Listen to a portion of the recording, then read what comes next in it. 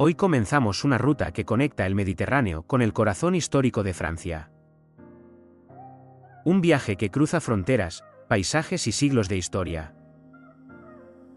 Desde el sur luminoso hasta ciudades marcadas por imperios, comercio y transformación urbana. No es solo un viaje entre ciudades. Es una lectura del territorio. Una forma de entender cómo se construyó Francia desde el comercio marítimo, las rutas romanas, la Edad Media y la expansión moderna. Aquí hablaremos de urbanismo, de herencias romanas, de puertos estratégicos, de antiguos reinos y de cómo cada lugar dejó su huella en el mapa europeo. Si te interesa viajar con mirada crítica, conocer lo que hay detrás de cada calle y entender por qué las ciudades son como son, este vídeo es para ti. Soy Urban Backpacker. Y esto es Interior de Francia, desde el Mediterráneo hasta el norte histórico. Empezamos nuestro recorrido en el Château Valmaille, situado en el municipio de Argelès-sur-Mer, en el departamento de los Pirineos Orientales, al sur de Francia. El castillo fue construido a finales del siglo XIX, en un periodo de fuerte desarrollo económico ligado a la viticultura en la región del Rosellón. No se trata de una fortaleza defensiva, sino de una residencia señorial concebida para representar estatus social y prosperidad económica. Desde el punto de vista arquitectónico, el Château Valmaille responde a los modelos de la arquitectura burguesa francesa de la época. Presenta una composición simétrica, volúmenes equilibrados y una integración directa con la finca agrícola que lo rodea, especialmente con los viñedos. La finca de Valmaille estuvo históricamente vinculada a la producción de vino, una actividad central en la economía local desde el siglo XIX. El desarrollo de estas explotaciones agrícolas estuvo estrechamente relacionado con la expansión del comercio y las infraestructuras del sur de Francia. El entorno paisajístico forma parte esencial del conjunto. El castillo se integra en un espacio natural protegido, en las primeras estribaciones del macizo de los Alberes, donde confluyen paisaje agrícola, relieve mediterráneo y patrimonio construido. En la actualidad, el Château Valmaille ha sido reconvertido en espacio cultural y turístico. Acoge eventos, actividades relacionadas con el vino y usos vinculados al patrimonio, siguiendo un modelo habitual de reutilización de fincas históricas en Francia. Este lugar marca el inicio de nuestra ruta. Un punto de partida que permite comprender la identidad del Rosellón, territorio agrícola, frontera histórica y espacio de transición entre el Mediterráneo y el interior. Continuamos nuestro recorrido en el Fort Saint-Elme, una fortificación militar situada entre Coyeuré y Port-Vendres, en el departamento de los Pirineos Orientales. El fuerte ocupa una posición elevada y dominante sobre el litoral. Su emplazamiento permitió durante siglos controlar los accesos marítimos y terrestres de esta parte estratégica de la costa mediterránea, en una zona históricamente marcada por la condición de frontera. Las primeras estructuras defensivas en este lugar se remontan a la Edad Media, aunque el aspecto actual del Fort Saint-Elme corresponde principalmente al siglo XVI. Fue durante el reinado de Carlos I de España y V de Alemania cuando la fortaleza fue profundamente reformada para adaptarse a la aparición y generalización de la artillería. Tras el Tratado de los Pirineos de 1659, el Rosellón pasó a formar parte del Reino de Francia. A partir de entonces, el fuerte se integró en el sistema defensivo francés y fue modificado conforme a los principios de la ingeniería militar moderna, desarrollados durante el reinado de Luis XIV. Desde el punto de vista arquitectónico, el Fort Saint-Elme responde a los modelos de la fortificación renacentista. Sus bastiones angulares, muros de gran espesor y trazado compacto están diseñados para resistir el fuego de cañón y garantizar una defensa eficaz del territorio.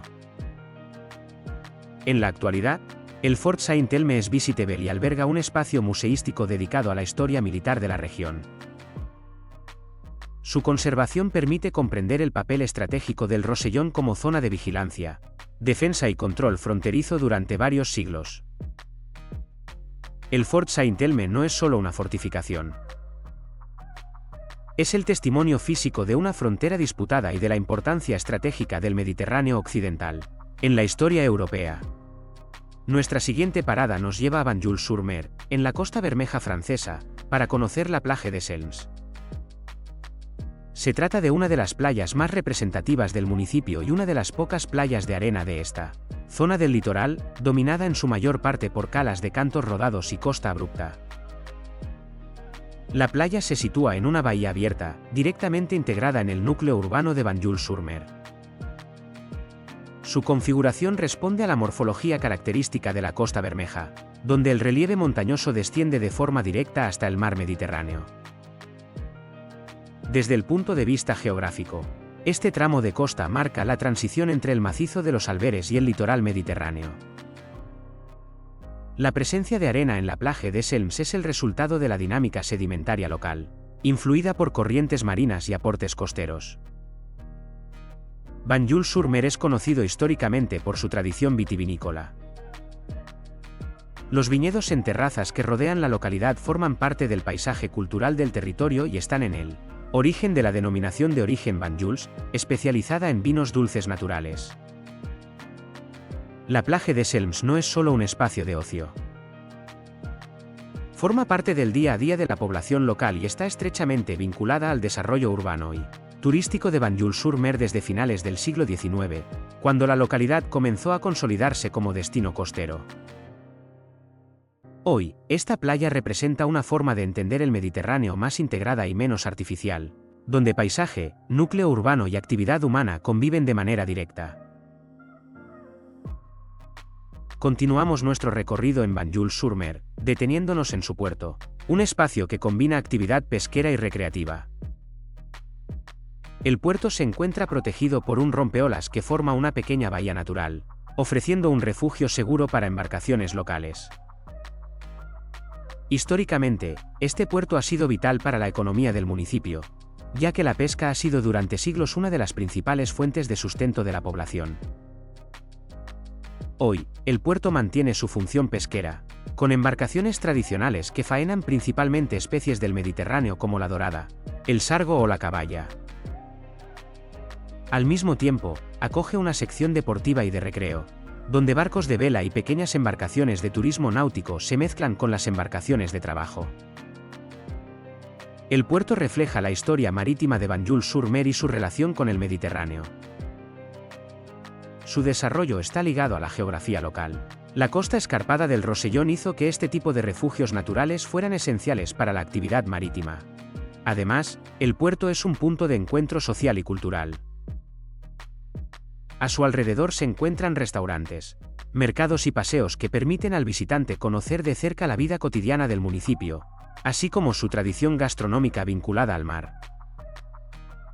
Visitar el puerto pesquero y deportivo de Banjul-sur-Mer es comprender cómo una localidad mediterránea ha sabido integrar economía, tradición y turismo en un espacio compacto, manteniendo su identidad frente al paso del tiempo. Nuestro recorrido nos lleva ahora a Marsella, la ciudad portuaria más antigua de Francia y una de las más importantes del Mediterráneo.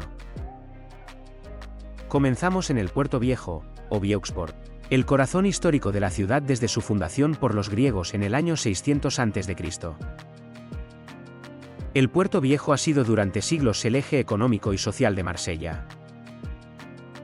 Aquí atracaban barcos de comercio, embarcaciones pesqueras y, más tarde, los primeros barcos de recreo. Su importancia estratégica y comercial convirtió a Marsella en una ciudad clave para el comercio mediterráneo y la conexión entre Europa y África del Norte. Hoy, el Puerto Viejo sigue vivo. La pesca tradicional se mantiene, con mercados donde se venden directamente las capturas del día, mientras que los cafés y restaurantes que bordean el muelle invitan a pasear y disfrutar del ambiente urbano. Además, el puerto sirve de punto de partida para excursiones marítimas y ferries hacia el archipiélago de Frioul o hacia otras ciudades costeras del sur de Francia. Arquitectónicamente, el Puerto Viejo combina elementos históricos con espacios renovados. Los muelles y almacenes han sido rehabilitados, respetando la memoria marítima, mientras que los barcos tradicionales conviven con yates modernos, creando un contraste muy visual. No se trata solo de un puerto. Es un testigo de la historia de Marsella, comercio, inmigración, cultura mediterránea y vida urbana concentradas en un espacio que sigue latiendo al ritmo del mar. Continuamos en Marsella con el Fort Saint-Nicolas, una de las construcciones defensivas más importantes de la ciudad.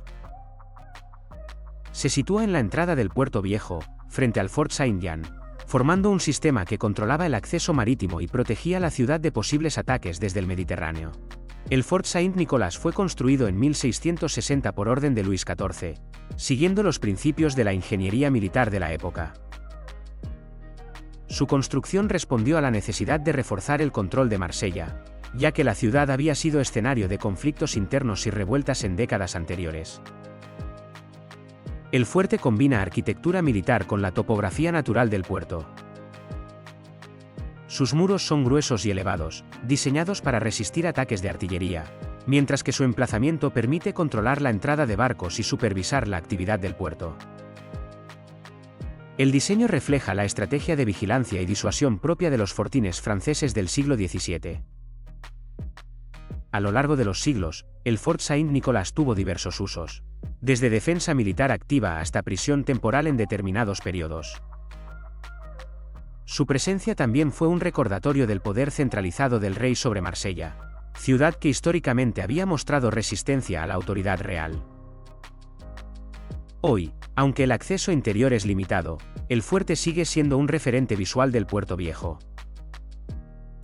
Sus murallas y bastiones forman parte del paisaje urbano y marcan la historia de la ciudad, recordando su pasado estratégico y militar. Visitar el Fort Saint-Nicolas permite comprender la relación entre Marsella y el mar, entre el poder militar y el desarrollo urbano, así como la importancia del Puerto Viejo como eje económico y social desde hace siglos.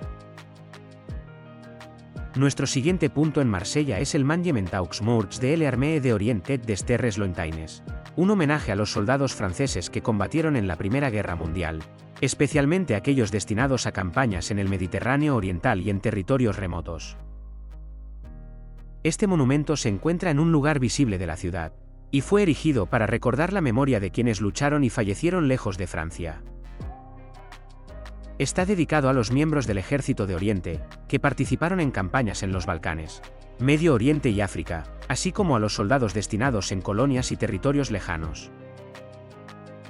El conjunto arquitectónico combina elementos simbólicos y figurativos propios de los memoriales de posguerra. Destacan esculturas, inscripciones y relieves que representan la valentía, el sacrificio y la solidaridad de los soldados franceses, así como la conexión con los lugares donde se libraron los combates. Más allá de su valor artístico, el monumento tiene un significado histórico importante. Permite comprender el alcance global del conflicto, la implicación de Francia en campañas lejanas y cómo la ciudad de Marsella, como puerto principal del Mediterráneo, estaba directamente vinculada al tránsito de tropas y suministros. Hoy, el monumento sigue siendo un lugar de memoria y homenaje, utilizado en ceremonias oficiales y visitas educativas. Visitarlo es una manera de acercarse a la historia militar y colonial de Francia, así como de reflexionar sobre el impacto de la guerra en la ciudad y en el país. Desde este punto, Marsella nos muestra no solo su dimensión urbana y portuaria, sino también su conexión con la historia global y la memoria de quienes lucharon en territorios lejanos.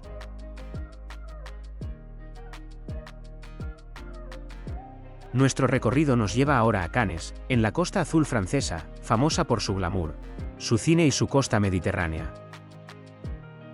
Nos detenemos en la playa, uno de los principales atractivos de la ciudad. La playa de Cannes se extiende a lo largo del Boulevard de la Croisette, el paseo marítimo más emblemático de la ciudad. Se trata de una franja de arena fina que combina zonas públicas con playas privadas gestionadas por hoteles y clubes de playa, siguiendo la tradición de la Riviera francesa. Históricamente, Cannes se transformó a partir del siglo XIX de un pequeño pueblo pesquero a un destino turístico de élite. La playa fue uno de los elementos clave de este cambio, atrayendo a visitantes europeos que buscaban sol, mar y un entorno mediterráneo elegante. Hoy, la playa sigue siendo un lugar central en la vida de la ciudad. Además del baño y el ocio, acoge actividades culturales y deportivas, festivales de cine, Competiciones de vela y eventos al aire libre forman parte de la experiencia costera. Desde la playa se aprecia el contraste característico de Cannes. Al fondo, hoteles históricos y palacios construidos durante la Belle Époque, y delante, el mar azul del Mediterráneo que define la identidad de la ciudad. Nuestro siguiente destino es Antibes, en la Costa Azul, donde visitamos el puerto deportivo de Port Vauban, uno de los puertos más emblemáticos de Francia y del Mediterráneo.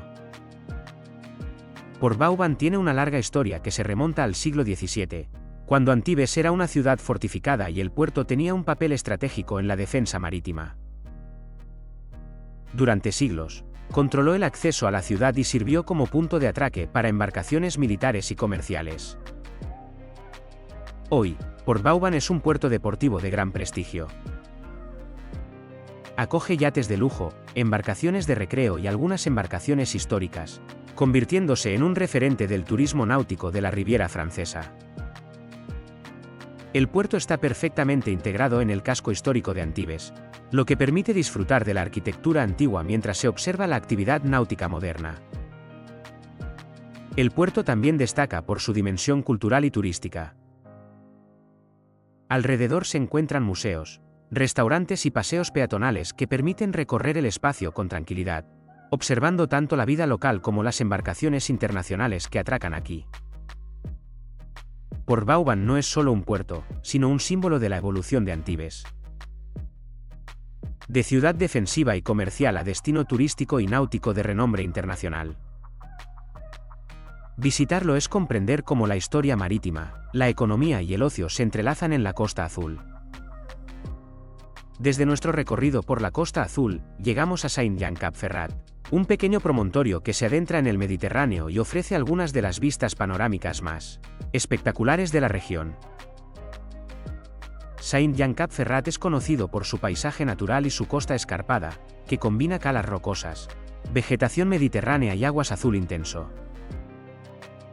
El lugar ha sido históricamente un enclave estratégico y privilegiado, utilizado primero por pescadores y, siglos después, elegido por aristócratas y personajes ilustres como residencia de verano. Desde los miradores del promontorio, se puede contemplar un panorama que abarca la bahía de Villefranche, el litoral hacia Niza y, en dirección opuesta, la elegante línea de costa hacia Beaulieu-sur-Mer y Cap d'Ail. Estas vistas reflejan tanto la riqueza natural de la región como la densidad histórica y turística de la Costa Azul. Además de su belleza paisajística, Saint-Jean-Cap-Ferrat destaca por sus villas históricas y jardines privados, muchos de ellos abiertos al público en ocasiones especiales, y por su conexión con la aristocracia europea desde finales del siglo XIX. Es un lugar que combina naturaleza, historia y lujo, ofreciendo una perspectiva única del Mediterráneo francés. Una vista panorámica aquí no solo permite disfrutar del paisaje, sino también comprender cómo la geografía y la historia se entrelazan en esta región. Cada cabo, cada bahía y cada villa cuentan la historia de siglos de desarrollo, turismo y vida mediterránea. Saint-Jean-Cap-Ferrat representa, sin duda, uno de los puntos más emblemáticos para entender la Costa Azul desde la perspectiva del mar y la tierra. Nuestra ruta nos lleva ahora a Savines-lès-Lac, una localidad situada en el departamento de los Altos Alpes, en el sureste de Francia. Savines-lès-Lac es un municipio singular por su historia reciente. La localidad actual fue creada en la década de 1960, tras la construcción de la presa de Serre-Ponçon, una de las mayores presas de tierra de Europa Occidental. La presa dio lugar a un lago artificial que transformó por completo este territorio. El antiguo pueblo de Savines quedó parcialmente inundado por el embalse, lo que obligó a reconstruir la localidad en una nueva ubicación, a mayor altitud. Este proceso convirtió a Savines-lès-Lac en un ejemplo poco común de urbanismo planificado en el medio rural francés del siglo XX. El lago de Serre-Ponçon es hoy el elemento central del paisaje. Cumple funciones hidroeléctricas, de regulación del caudal del río Durance y de reserva de agua, además de haberse convertido en un importante polo turístico de montaña y actividades náuticas. Savines-lès-Lac se sitúa en un punto estratégico del lago, conectado por el conocido viaducto de Sabines, un puente que une ambas orillas y facilita las comunicaciones entre los Alpes del Sur y la Provenza interior. A diferencia de las localidades costeras que hemos visitado anteriormente, aquí el Mediterráneo queda atrás y el protagonismo pasa a la montaña, el agua dulce y el paisaje alpino. Sabines-le-Lac representa la adaptación del territorio a grandes infraestructuras y la convivencia entre desarrollo humano y entorno natural. Este lugar marca una transición clara en nuestro viaje.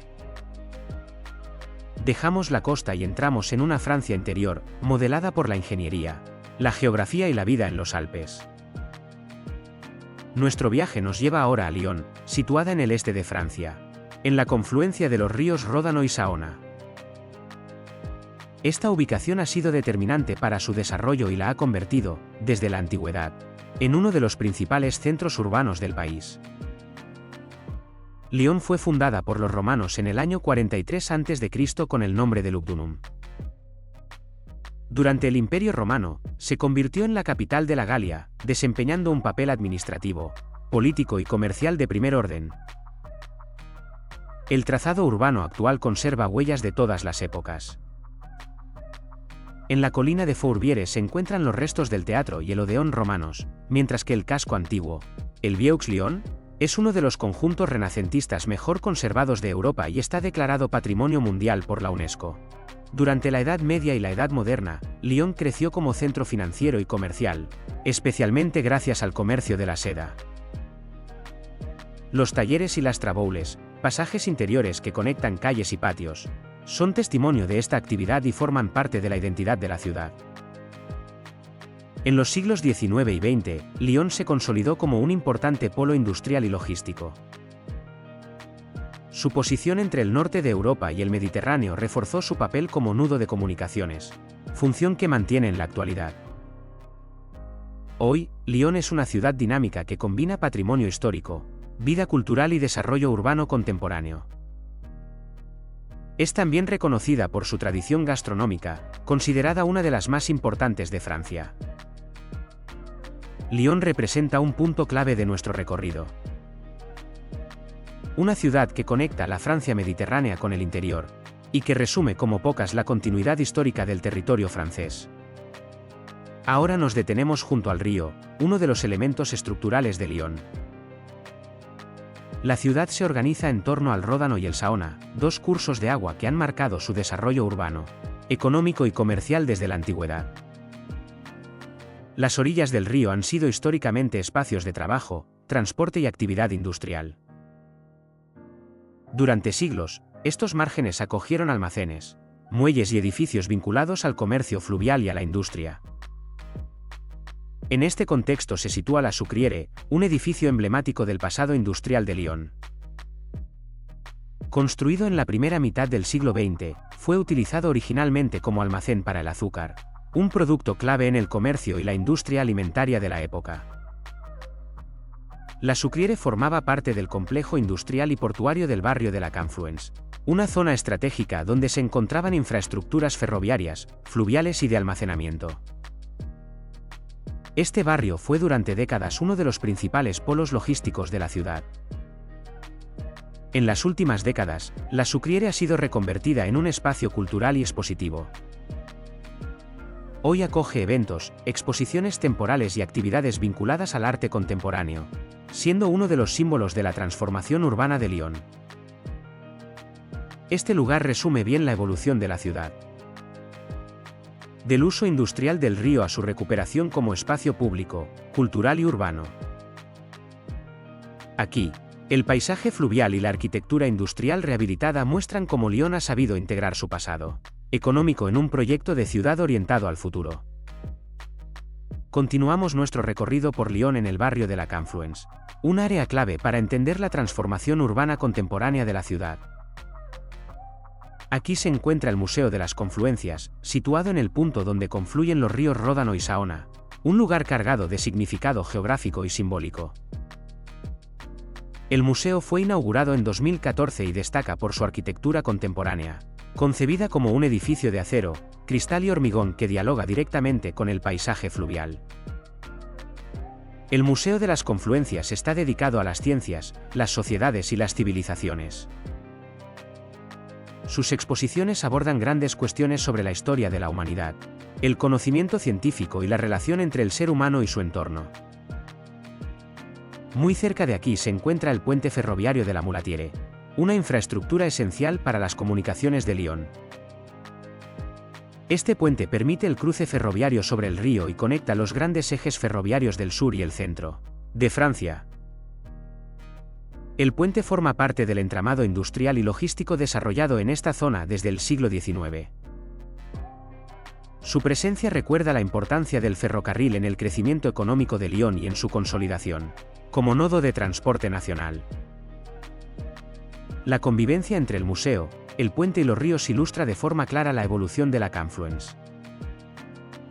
Un espacio donde infraestructuras históricas y arquitectura contemporánea coexisten, reflejando la capacidad de la ciudad para reinventar antiguos sectores industriales. Este punto del recorrido resume el Lyon actual. Una ciudad que integra ciencia, cultura, ingeniería y paisaje fluvial en un mismo entorno urbano. Seguimos recorriendo el distrito de la Confluence, uno de los mayores proyectos de renovación urbana de Lyon y un ejemplo claro de reconversión de antiguos espacios industriales. Nos encontramos ahora en el Muelle Rambaud, una zona situada a orillas del Saona que durante décadas estuvo ocupada por almacenes portuarios y actividades logísticas. Este espacio ha sido transformado en un eje urbano contemporáneo, con edificios de arquitectura singular vinculados a los medios de comunicación, la cultura y los eventos. Uno de los edificios más reconocibles es el de color verde brillante, sede del canal de televisión Euronews. Su diseño contemporáneo y su cromatismo llamativo lo convierten en un hito visual del barrio, simbolizando la vocación internacional y mediática de la Lyon actual.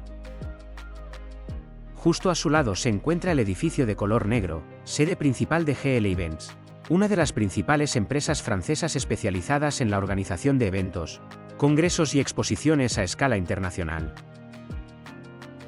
La presencia de esta empresa refuerza el papel de Lyon como ciudad de ferias, encuentros profesionales y grandes eventos. Ambos edificios se integran en un entorno urbano abierto, con paseos peatonales, espacios públicos y una relación directa con el río. El Muelle Rambaud es hoy un ejemplo de cómo la ciudad ha recuperado su frente fluvial para usos culturales, empresariales y ciudadanos.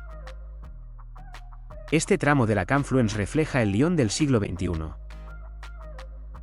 Una ciudad que ha sabido transformar su pasado industrial en un espacio innovador, conectado con la economía global y el paisaje fluvial. Ahora nos detenemos ante el Cubo Naranja, conocido como Orange Cube, un edificio de oficinas icónico situado en el distrito de la Confluence, en Lyon. El Orange Cube fue diseñado por el estudio de arquitectura Jacob y McFarlane y finalizado a finales de la década de 2000. Su forma geométrica simple y su intenso color naranja lo convierten en un punto de referencia visual inmediato, dentro del paisaje urbano del barrio. El edificio destaca por su diseño experimental. Presenta grandes perforaciones circulares y vacíos estructurales que permiten el paso de la luz y crean juegos de sombra, al tiempo que rompen con la idea tradicional de bloque cerrado de oficinas. Situado junto al río Saona, el Orange Cube establece una relación directa entre arquitectura y entorno fluvial. Su orientación y su volumen responden al nuevo modelo urbano de la Confluence, basado en la mezcla de usos, la visibilidad arquitectónica y la apertura de la ciudad hacia el agua. El cubo naranja simboliza la transformación de este antiguo sector industrial en un distrito contemporáneo, innovador y orientado a las actividades creativas y empresariales. Es un ejemplo claro de cómo Lyon ha apostado por la arquitectura como herramienta de identidad urbana. Este edificio resume el espíritu de la Confluence. Una zona donde diseño, renovación urbana y paisaje fluvial se combinan para definir el Lyon del siglo XXI. Ahora llegamos a la pasarela Paul Couturier, una estructura peatonal que conecta diferentes áreas del distrito de la Confluence y refuerza la movilidad a pie y en bicicleta en esta parte de Lyon. La pasarela cruza el río Saona y forma parte del conjunto de infraestructuras creadas para integrar el barrio, en la trama urbana de la ciudad.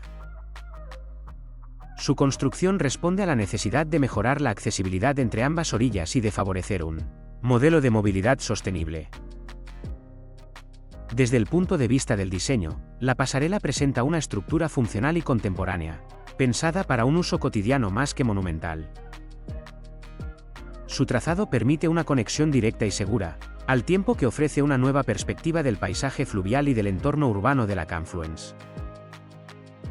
Esta pasarela se integra en un sistema más amplio de paseos fluviales, carriles bici y espacios públicos que han transformado antiguas zonas industriales en áreas abiertas al ciudadano. Es un ejemplo claro de cómo la infraestructura puede convertirse en una herramienta de cohesión urbana. La pasarela Paul Couturier simboliza el cambio de Lyon hacia una ciudad más accesible, conectada y orientada al peatón. Un elemento discreto, pero fundamental, en la reorganización del frente fluvial y en la vida diaria del barrio. Con este punto cerramos nuestro recorrido por la Confluence, uno de los espacios que mejor representan la evolución urbana contemporánea de Lyon. Nos encontramos en el corazón histórico de Lyon, una ciudad que combina siglos de historia, arquitectura monumental y vida urbana concentrada en su casco antiguo. En la cima de la colina de Fourvière se erige la Basílica de Notre-Dame de Fourvière, construida entre 1872 y 1884, un ejemplo sobresaliente del estilo ecléctico francés de finales del siglo XIX, con fuertes influencias neobizantinas y neogóticas. La basílica fue concebida como símbolo de la devoción mariana de la ciudad y como muestra de resistencia frente a las convulsiones políticas del momento. Su interior es un espectáculo, mosaicos dorados, vidrieras detalladas y esculturas que narran episodios religiosos y la historia de Lyon. Además, sus 4 torres y la cúpula principal dominan la silueta de la ciudad, recordando su papel de guardiana espiritual y visual sobre la urbe. A los pies de la colina, en el corazón del Vieux-Lyon, se encuentra la Catedral de San Juan Bautista, conocida como Saint-Jean-Baptiste. Construida entre los siglos XII y XV, la catedral es un ejemplo destacado del estilo gótico meridional, con un enorme reloj astronómico del siglo XIV que sigue funcionando y es uno de los más antiguos de Francia. Su fachada es sobria, característica del gótico francés del sur, pero su interior revela bóvedas impresionantes y detalles escultóricos que reflejan la evolución artística a lo largo de los siglos. El Vieux-Lyon es uno de los cascos históricos renacentistas mejor conservados de Europa y está declarado Patrimonio Mundial por la UNESCO. Sus calles estrechas, con fachadas de piedra y ladrillo, esconden los famosos traboules, pasajes interiores diseñados para facilitar el transporte de tejidos y mercancías durante la Edad Media y el Renacimiento. Estos pasajes no solo tienen un valor funcional, sino que permiten descubrir patios, escaleras y detalles arquitectónicos que nos conectan directamente con la vida cotidiana de Lyon de siglos pasados. La combinación de la colina de Fourvière, la catedral y el Vieux-Lyon refleja cómo la geografía, la religión y la actividad urbana se entrelazan en esta ciudad. Desde la basílica hasta los callejones del casco histórico, cada rincón cuenta una historia, del poder religioso y político al comercio, la cultura y la vida cotidiana de los habitantes.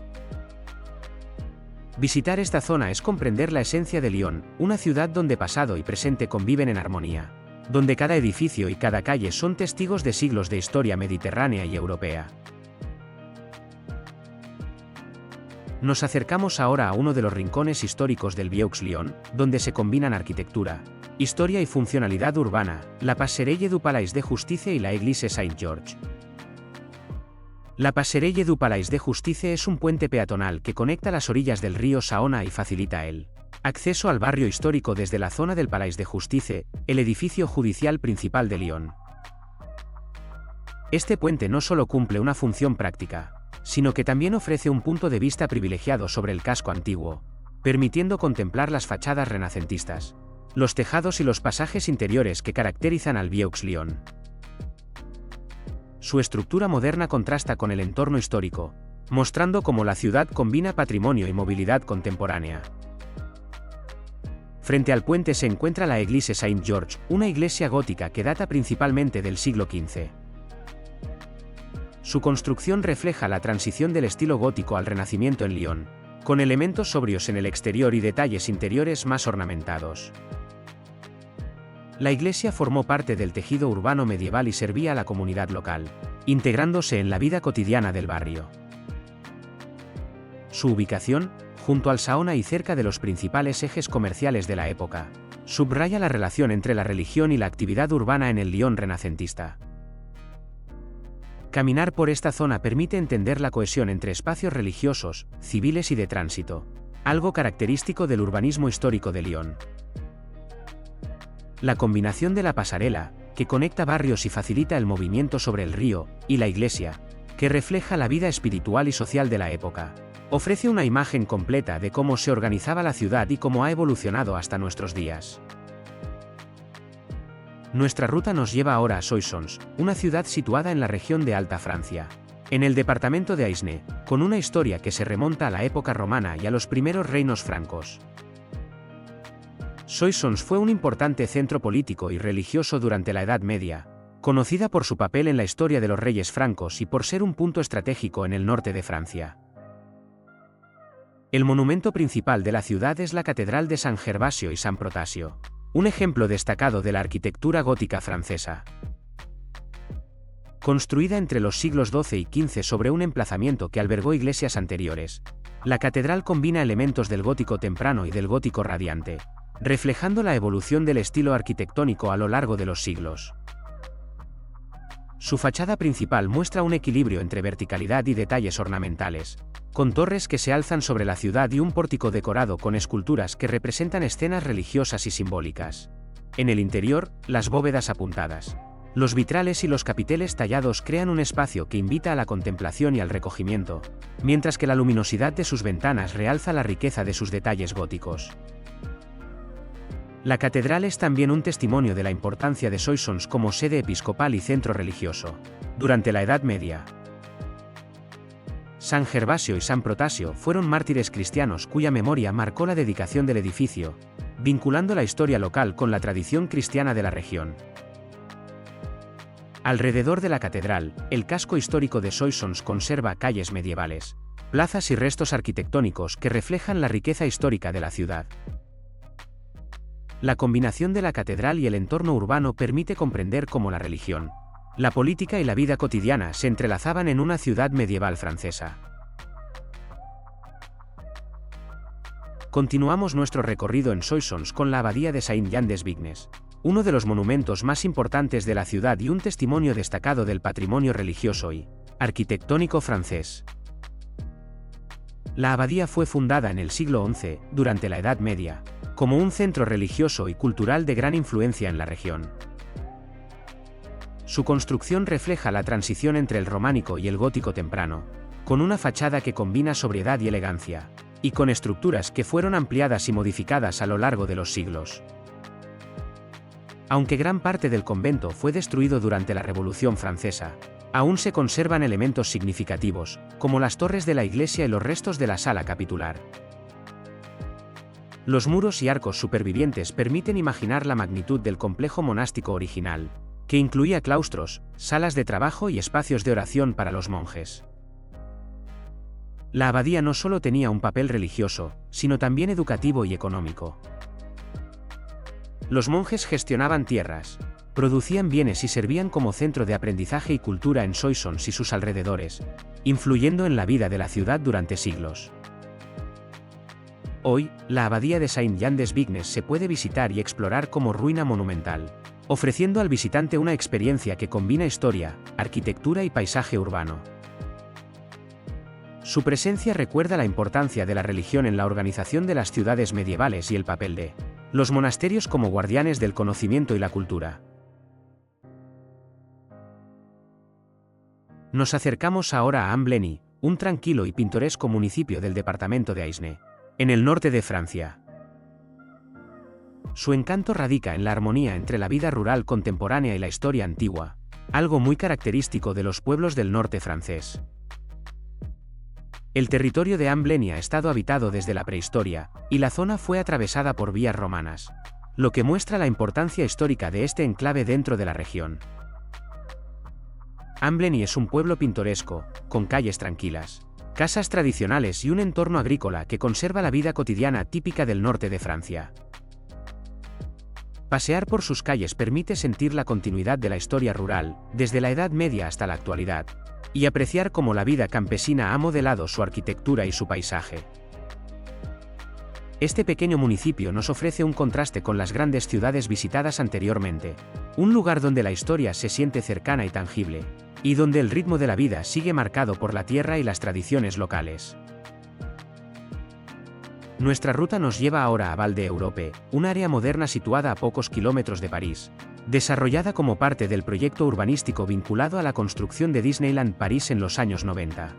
Esta zona combina comercio, ocio y urbanismo contemporáneo, convirtiéndose en un punto de referencia para visitantes que buscan experiencias de compra y entretenimiento, cerca de la capital. Uno de los lugares más emblemáticos es la Vallée Village, un centro comercial al aire libre diseñado al estilo de un pequeño pueblo francés.